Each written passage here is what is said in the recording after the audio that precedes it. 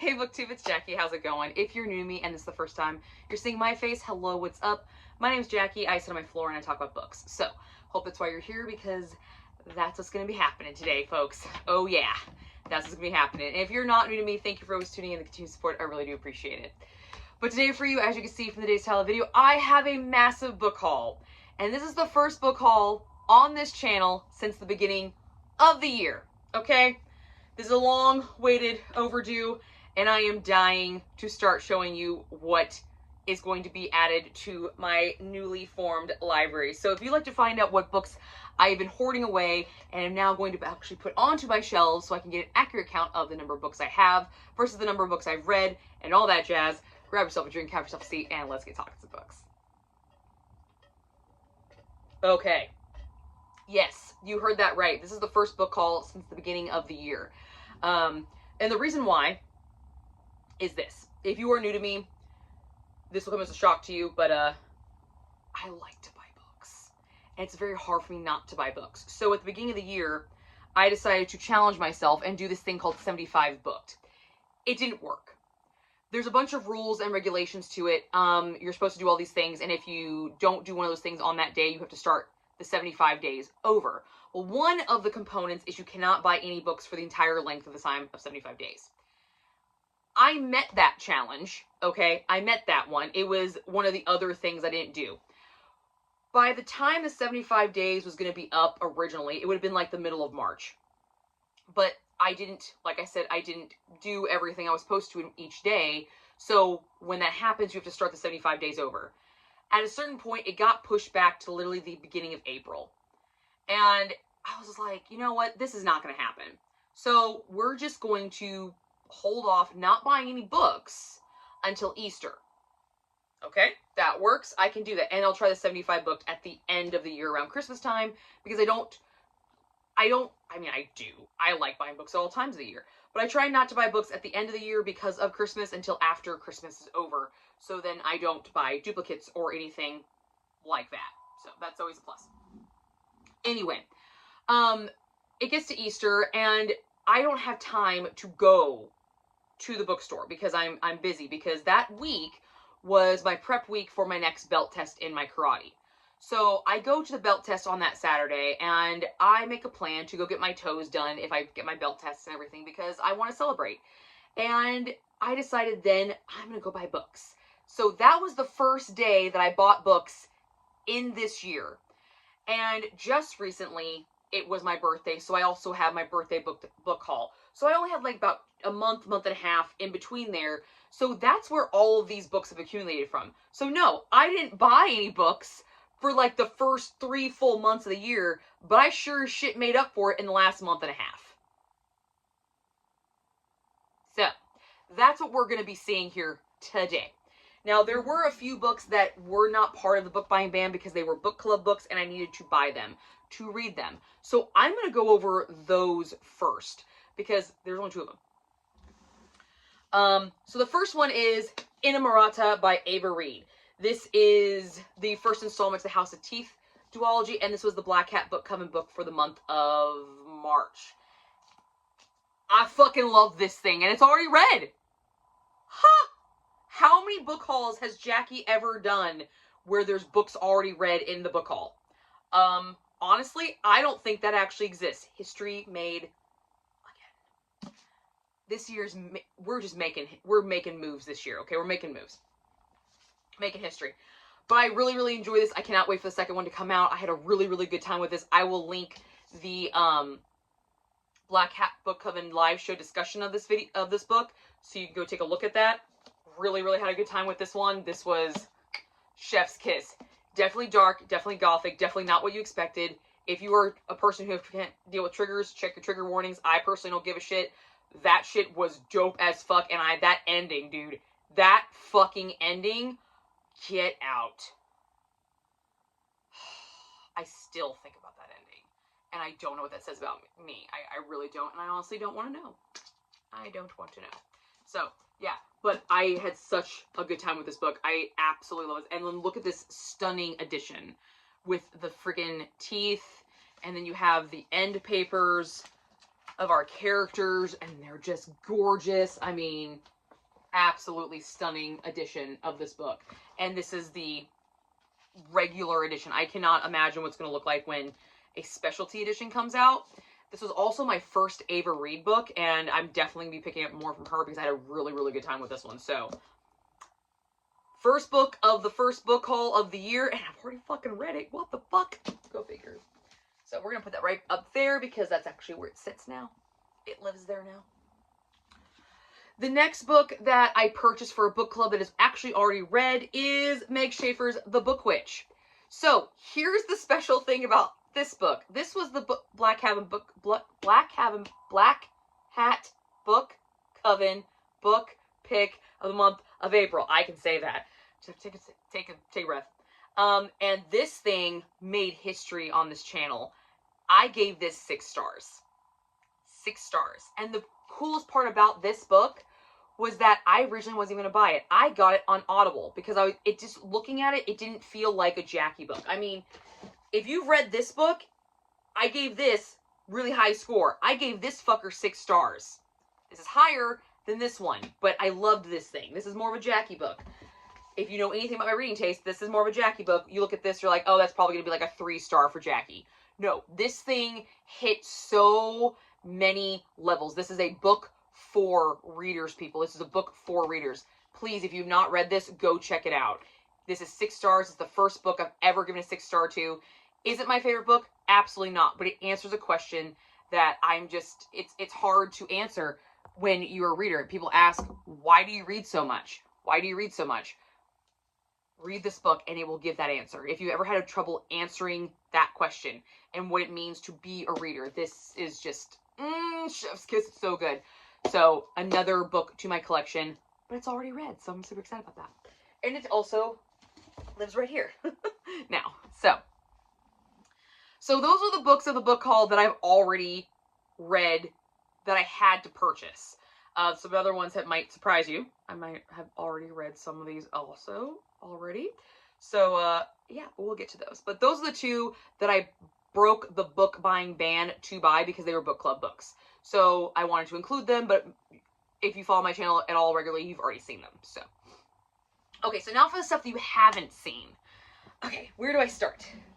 This is a combination of Amazon and Barnes & Noble trips.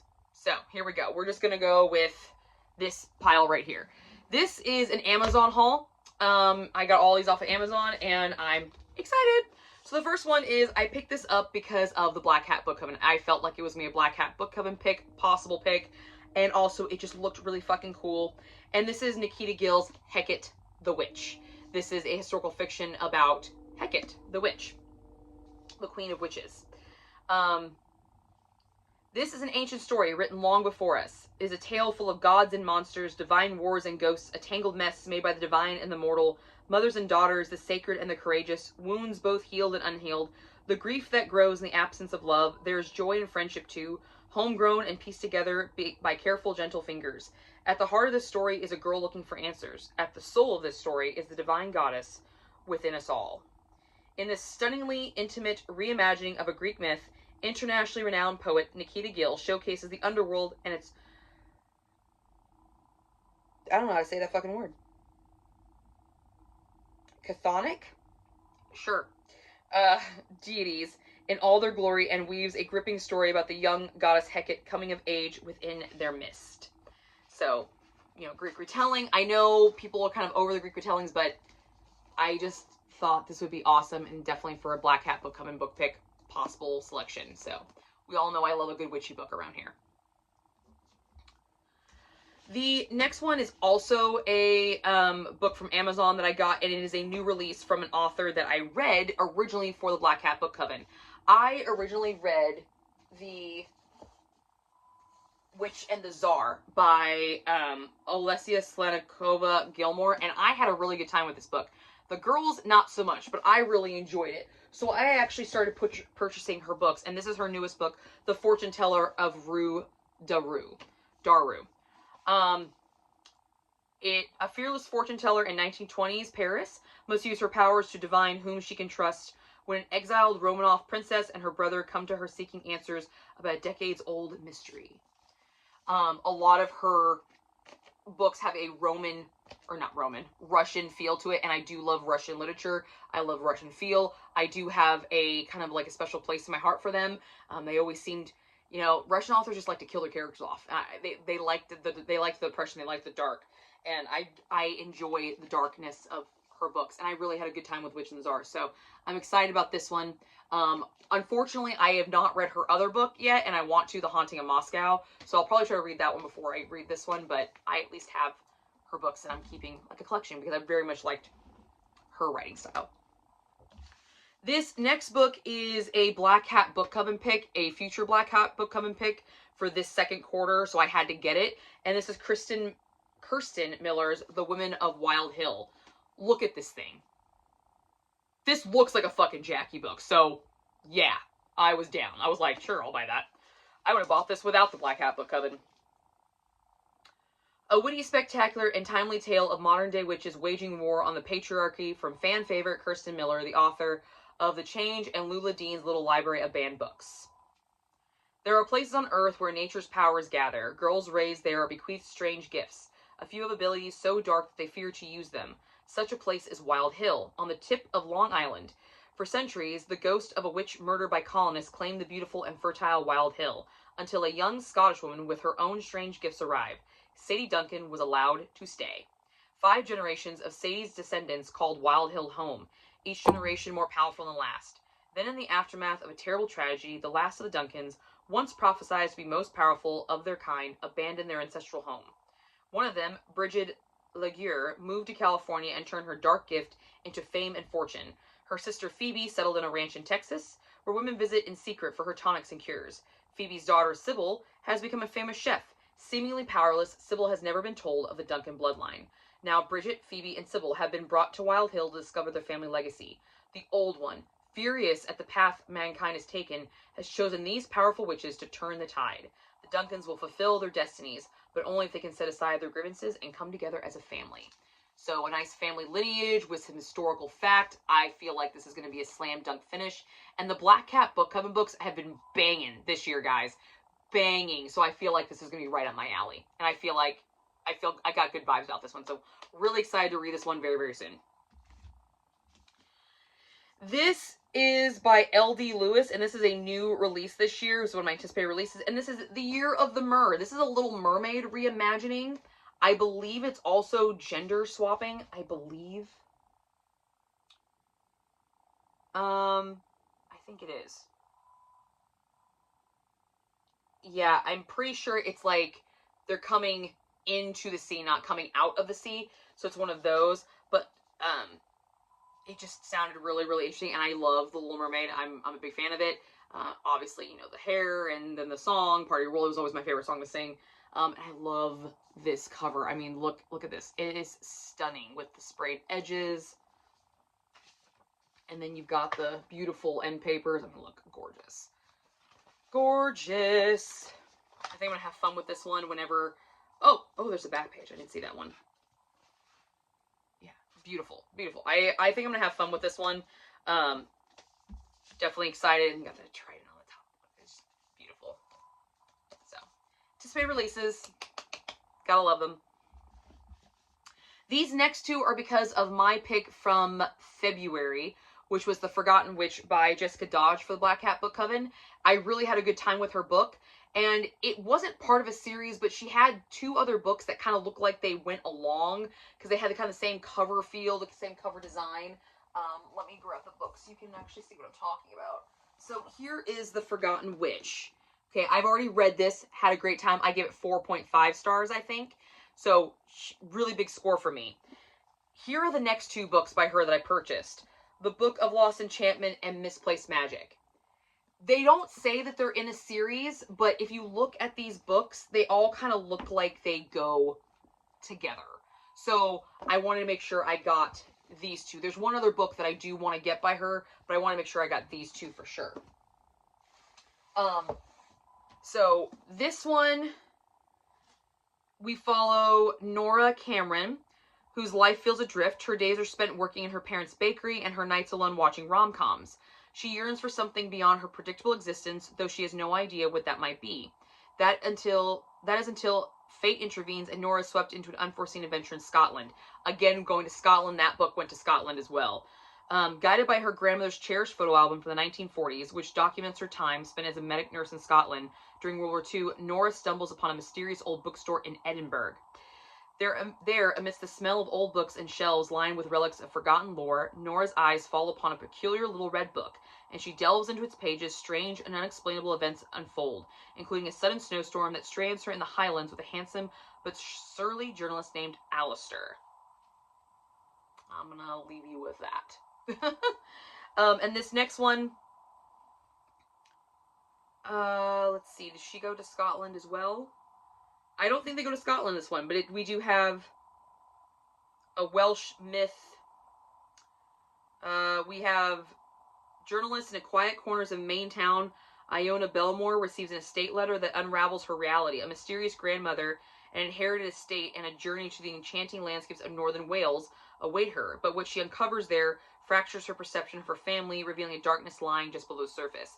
So a very similar theme. We have somebody living in one area, not really so much great with their life, and then something happens and takes them to another country, and then magical, romantic chaos ensues, I guess. I had a good time with The Forgotten Witch, so I hope I will have a good time with The Book of Lost Enchantments and Misplaced Magic. And these are also just stunning covers. I mean, they're all beautiful, so very excited to see what else she has to offer, because I really like the way she told that story. I like the way she wrote. I like the feel, the ambiance. Very, very excited.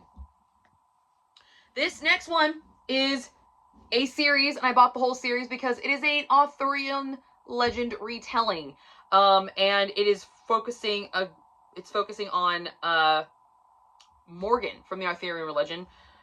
So I definitely wanted to get this, and it's been on my Amazon cart for a while, so I was like, I'm gonna buy this. This is gonna be mine. And these are by Sophie Keach. So the first one is Morgan is My Name. The second is Le Fay. And the third is Storm Over Camelot. So I have the whole trilogy now. So I have some more Arthurian legend retellings, reimaginings, what have you, to add to my Camelot shelf and to add to my collection. I'm very excited about these. So I'm going to read the synopsis of the first one, which is Morgan is My Name. Young Morgan of Cornwall lives a happy life in Tintagel Castle until King Uther Pendragon, with the help of the sorcerer Merlin, murders her father and tricks her mother into marriage. Furious, brilliant, and vengeful, Morgan defies her brutal stepfather, taking up a secret education, discovering a lifelong affinity with the healing arts, and falling in love with a man far beneath her station. However, defiance comes at cost. Used as a bargaining chip in her stepfather's war games, Morgan finds herself banished to a world of isolated and gossiping courts amidst the machinations of kings, sorcerers, and men. But some desires are not easily forgotten, and the search for her independence is a quest Morgan cannot give up. As the era of King Arthur approaches, she must use all of her wit, knowledge, and courage to fight against those who wish to deny her intelligence, crush her spirit, and control her body. But in seeking her freedom, Morgan risks losing everything: her reputation, her loved ones, and her life. Awesome. Like, it's a little villain origin story, sort of. I love it. So very, very excited about to have these on my shelf, because I've wanted these for a while. Very, very excited to add these to my Arthurian legendary collection. So, yay. So that is my Amazon haul right there. And now we're going to get into my multiple Barnes & Noble hauls. I'm just going to go straight through, but I am going to keep my birthday ones separate because those were bought by my husband for my birthday, so I want to shout those out separate. The rest of these are all ones that I purchased myself. I went and sought them out. So, right off the top of the list, because I've already read this book. Here's another one that I've already read. I'm so excited. I'm so proud of myself. Aren't you guys proud of me? That is one of my most anticipated releases this year. And that is Lady Tremaine by Rachel Hockhauser. You will see this in a weekly wrap-up very, very soon. I have not filmed that yet, but I had a really good time with this one. This is a Cinderella reimagining about Lady Tremaine. This is her story prior to Cinderella and including Cinderella. I will tell you, if you think you know the story of Cinderella when you read this, it's completely different. I mean, it is 100% a reimagining of Cinderella. Like, the only name that is the same is Lady Tremaine's. That's the only name the same, okay? Everything else has it's more of a parallel. I would say like a parallel dimension of Cinderella, not so much the story of Cinderella. So keep informed about that, but I still really, really enjoy this historical fiction. Independent women and how we survive and what we can face, and if what you put up against us, what we can conquer and how we go about it. Definitely had a good time with this. And I love this cover too. It's beautiful. So, but it's already read. Go me. Yes, we love when things are already read. Okay, the next book I have is another Arthurian legend retelling, and that is the fairy Morgana, another kind of villain origin sort of story. I'm really loving finding all the Arthurian legends now that I have like a space to kind of show them off. So I'm definitely like on the lookout for them and trying to collect them. And this is by Louisa Morgan. All right, so here we go, guys. Here we go. Shapeshifter, sorceress, healer, the fairy Morgana reintroduced Morgan Le Fay, famed villainess of Arthurian legend, as you've never seen her before. To the guardians of the great sword, Morgana is haughty and arrogant, and she deploys magic far more powerful than any human should be capable of. Rumors spread that she must be a fearsome fae.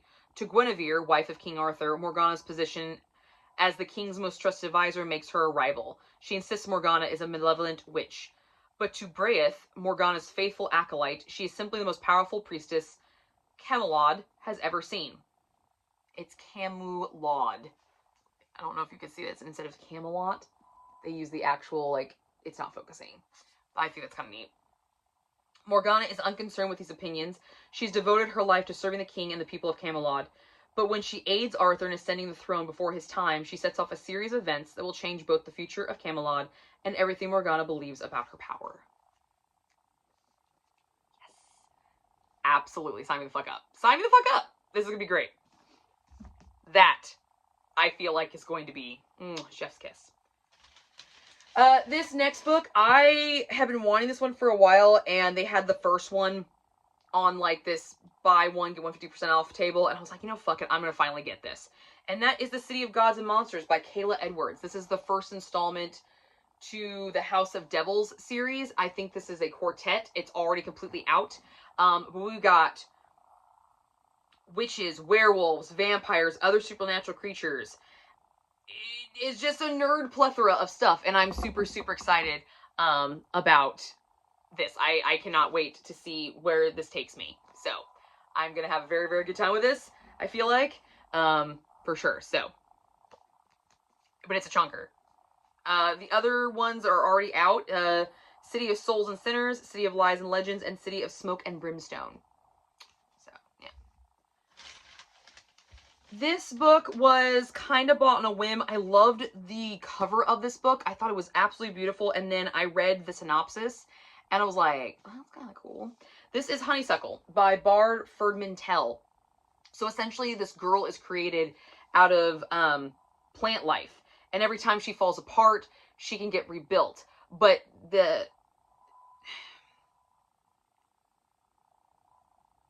she has to be woven back together. But every time she falls apart, it could be her last time to fall apart, because it becomes more dangerous every time she falls apart until he has to figure out how to kind of make her stay together. Once upon a time, on the edge between a meadow and forest, there was a lonely child with only his older sister for company.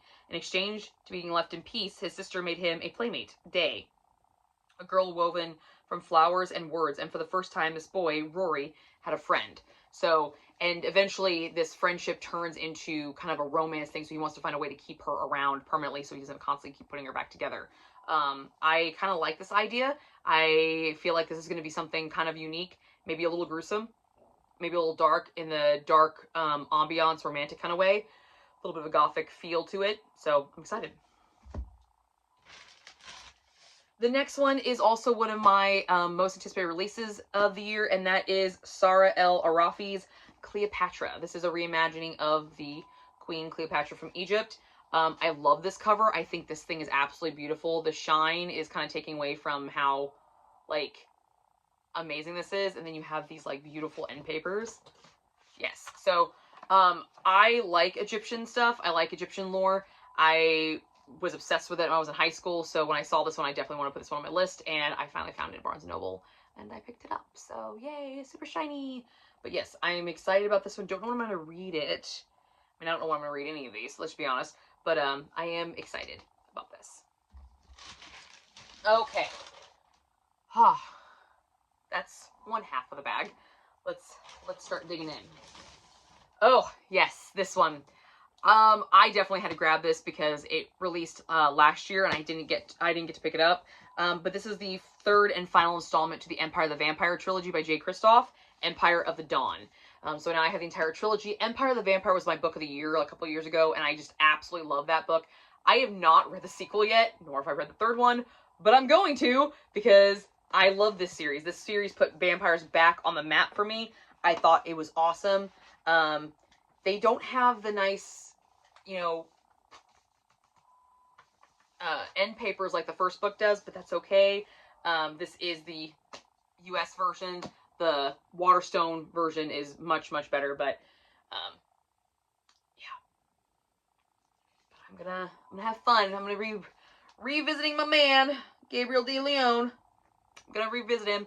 Basically, the whole premise of the first book is Gabriel De Leon is the last of a Silver Saint, who is like kind of a half-breed, and they are designed to hunt down the vampires. But vampires are overtaking the world. The sun has died, so now the vampires are kind of ruling the roost, and he's the last one, and he's giving his final story about the Holy Grail, and kind of giving this in an interview format. So you're getting the whole story told, and it's just snarky, dark, gory, gritty.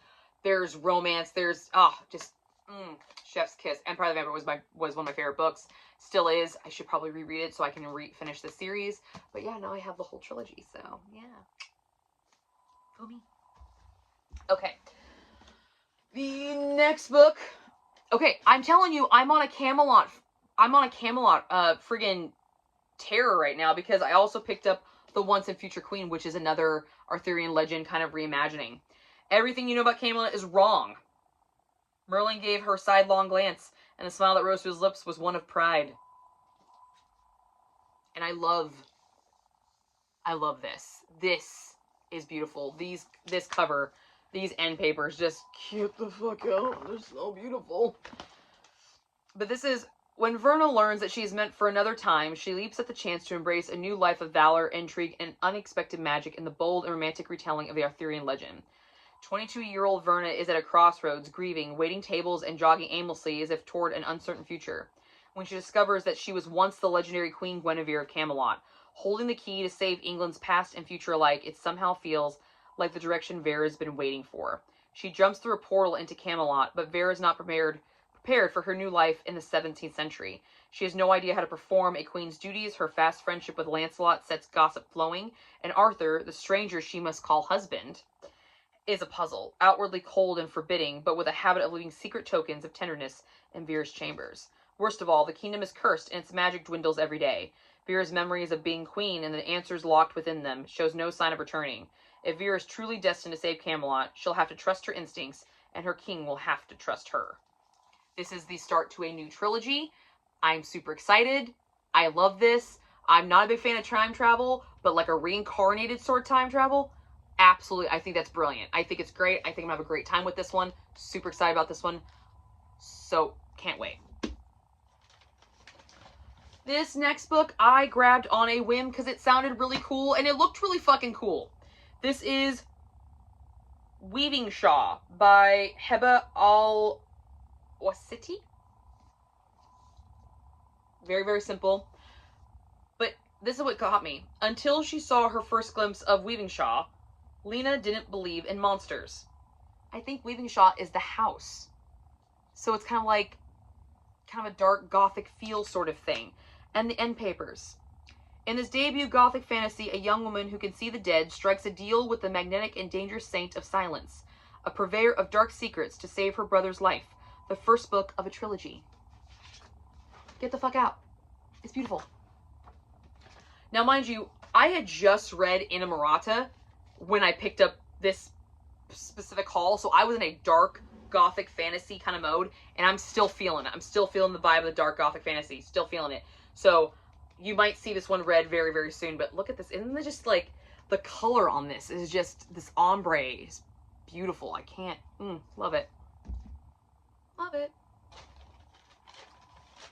This next one I picked up because I had just finished Inamorata and I wanted another Ava Reed book, and that is The Wolf and the Woodsman. And this is the new released edition with the sprayed edges and the beautiful end papers. Is this a... No, this is not a Little Red Riding Hood retelling. This is...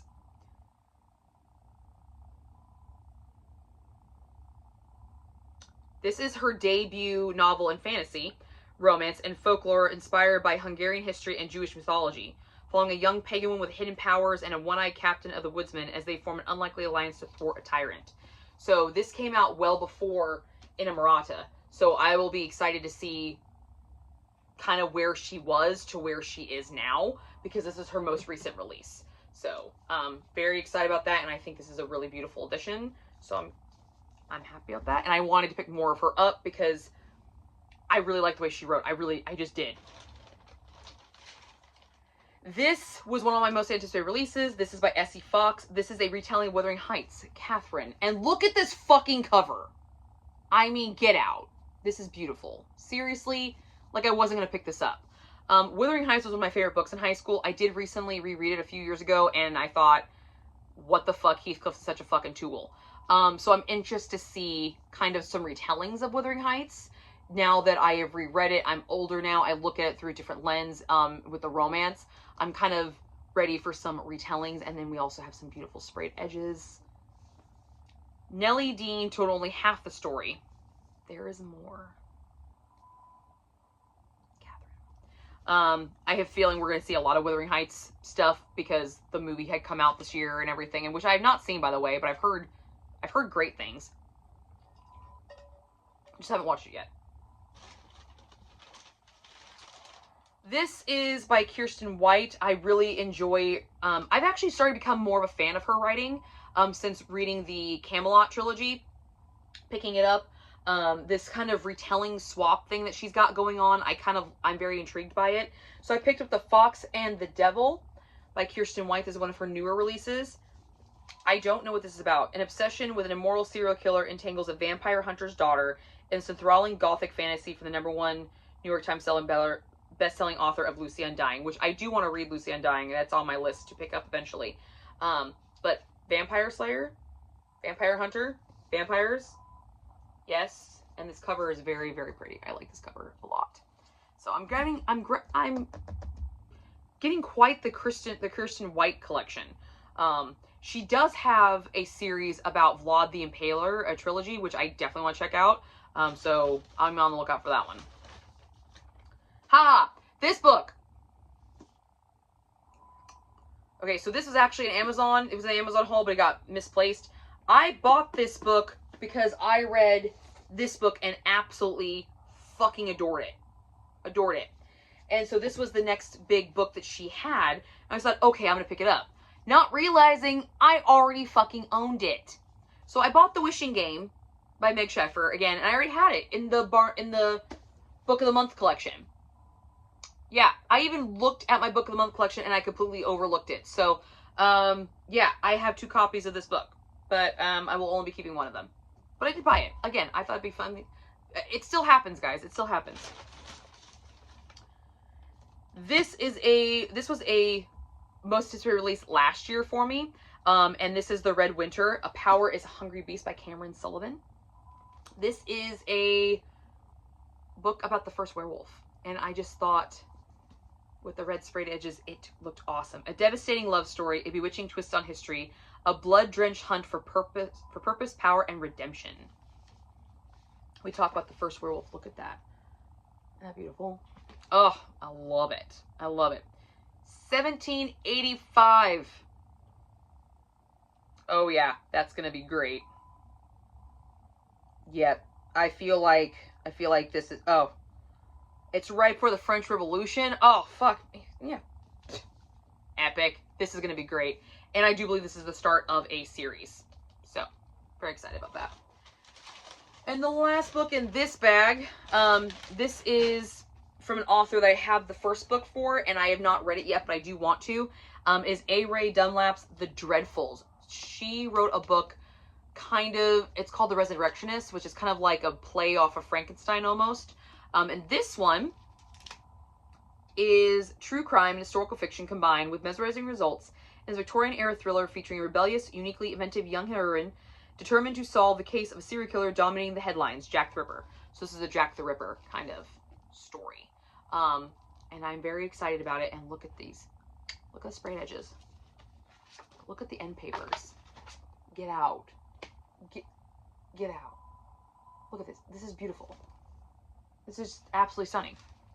I love this. I love that books are taking, like, they're going above and beyond. Look at this spine on this. Oh. I love it. I love it, I love it, I love it. Very excited. I feel like this is a very spooky fall read. I'm excited about it. So those were all my side Barnes & Noble purchases, and now I'm going to go into my birthday book haul, which my husband just recently purchased for me because it was my birthday, and that's what he always does for me, is my birthday book haul. So that is what this thing is. Except in here are 2 books that were actually gifted to me by my hairstylist. She was given these books, and they weren't really her cup of tea, so she knew I was a big reader, so she gave them to me, and I had not heard of them, but they sounded interesting. The first one is book 1 in the Obsidian Order, Vicious Secret by Morgan Bridges. This is an is this the MM romance? Let me make sure. I don't know if it is or not. No, this is not that one. If you see the villain and think his red flags look like Six Flags, enjoy the ride. Yep, that sounds like me. So this is a woman fights her dangerous attraction to a sexy assassin stalking her. Yeah, that's kind of, yeah. You know, sometimes you just need a smutty romance, and I feel like this could be right up my alley. So this is the one that was the MM romance that I was actually excited about. This is Chokehold, Catch Me If You Can by Lee Rivers and Harley Beck. Look at that. Like, this is some shit. 1 moment, 2 masks, 3 chases into the night. They're supposed to be enemies. It takes 1 night with a masked man to change that all. They crave the next touch of the person they hate the most. Desperate for the next taste of the person they can't stand. Waiting for that next anonymous text message to accelerate their heartbeats. The thrill of the chase with the forbidden fruit is enough to blur the lines and the world around them. The first problem, they both have girlfriends. The worst problem, they're stepbrothers. I mean, yeah. Yeah, that's gonna be a Jackie book. It is. It's gonna be a Jackie book. Let's just call a spade a spade. All right. We all know I love my MM romances, my dark MM romances. You all know this, especially my Amish ones. But we'll just go with it. We're good. Yes. So these are the books that my husband purchased for me. Those were given to me. So the first 3 are actually a trilogy that I already own the first 2 books for, but I don't like the editions I own. So I own, to get up on my knees a little bit. Sorry, guys. Give me a second. There they are. So I own these 2.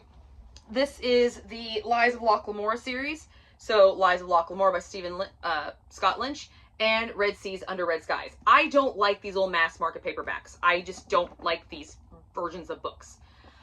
Do they serve a purpose? Absolutely, they serve a fucking purpose, but I just don't like these versions. And they just recently released the series again, and they had all 3 in the same concept. So I am replacing these 2 with the Lies of Locke Lamora trilogy. So we have the Lies of Locke Lamora, we have Red Seas Under Red Skies, and then the Republic of Thieves. Now, I have already read this book, but it's been a hot minute. So when I go to pick these up, I will definitely have to restart the series. But this is about a band of thieves, kind of like an Oliver Twist feel, but it was very comical. I remember having a really good time with it, but I couldn't get into the second one just because it wasn't the right time. But I still remember enjoying what I read of it, but I just ended up stopping. But yeah, so I'm glad that I have now the trilogy so I can really like get into it. I'm much older now, so I think I'll enjoy it a little bit more. So. Phew, sorry, I had to sneeze. I hope you enjoyed that little design. I'm sorry. My daughter thinks my sneezes are cute. I don't know, you let me know. But yes, so I have the Lie of the Locke-Lamora trilogy. I really enjoy this. I'm excited to see the rest of the story unfold. Now, there was a book that I wanted for my birthday. It was one of my anticipated releases. It is the 8th installment to the Dungeon Crawler Carl series. It was sold out. Okay, it was sold out. I was pissed. But I'm nowhere near that book yet, so I'm still okay with it. I just am annoyed because I went there to get that book, but you know how it goes. But what happened was I did find this book. And this is Caroline Lee's Love, Sex, and Frankenstein. This is a historical fiction about the writing of Frankenstein. Yeah, I will take that. I will take that all day long. So, you know, think I'm going to have a really, really good time with that. But yeah, Love, Sex, and Frankenstein. It's a very catchy title. And the last 3 books are part of my Penguin Clothbound collection. You know, I collect the Penguin Clothbound classics. I like to build that collection. They actually sit way up here at the very top of the shelf on the very top. And they all look beautiful because their spines are pretty and they're just, I love them. So they had some that I didn't normally get. And the first one I picked up was The Fall of House of Usher by Edgar Allan Poe, along with some other short stories. Look at this design, guys. Look. Tell me that's not going to look amazing on a shelf, right? Beautiful. And it's still got the little string bookmark. This one actually has end papers, which is really cool. This is a new feel for them, so I'm super excited about that. Yeah, so I have now this one for my collection. This one, I was actually surprised they've had because when I read The Book Witch, this book was actually mentioned in this, and I never heard of it. And it was kind of like a great-great-grandfather of Gothic, you know, Gothic literature. Gothic psychological thriller type vibe. And so I was like, I never even heard of this book. So when I was on the kind of lookout for it, and I put it in my Amazon cart, because I'm like, okay, one day I'll want to sit down and like take a look at it. Because it's a classic, and Barnes & Noble had it. And I'm like, okay, this is fate. This is fate. I've literally never heard of this book. I've never seen this book. And now all of a sudden I'm seeing it. Okay, let's go. And that is The Woman in White by Wilkie Collins. Look at this. Beautiful, right? Except this is a dark Gothic fantasy. This is a dark Gothic mystery thriller about a guy putting his wife in a insane asylum. Yeah. So,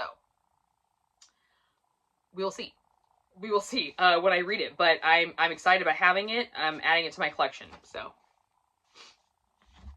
and the last classic I added to my collection. So, my husband said I could only buy 6 books. As you can see, there were 7 in this pile. There were 7. Because here's why. We flipped a coin. I could either get... Hey, sorry about that. My camera literally died on the last book. Leave it to my stuff. I really just need to get a new phone with more storage, guys. I just really do. But anyway, so the last book of this haul, if you're still here with me, my husband and I decided that I could flip a coin, and if I got one, I could get all the books that I was holding plus one more, or if the other one, I only could get the books I was holding. And I got the one where I could get one more. So I had 3 other Penguin Clothbounds that I was deciding on because they were big guys, and I ended up deciding on War and Peace by Leo Tolstoy. So now I own this fucking bastard at a grand total of 13-something hundred pages. Yeah, it's a big-ass book. But it's all my collection now. I own it now, and it's beautiful. It'll look very nice with the rest of my collection, so. But that is my gigantic book haul. These are all the books I've been accumulating since the beginning of the year, or let's just be honest, the last month and a half, because, there we go. I got a problem. It happens. But that's what I got for you guys today. I hope you enjoyed this. I know this is a long one, but thank you for sticking with me and seeing all these new additions. And keep your eyes peeled because I will be doing a updated library, what I have read, what I don't have read book tour now that I can actually put these all on the shelves. So, yeah, that's what I got for you guys. I will see you guys all soon with another video.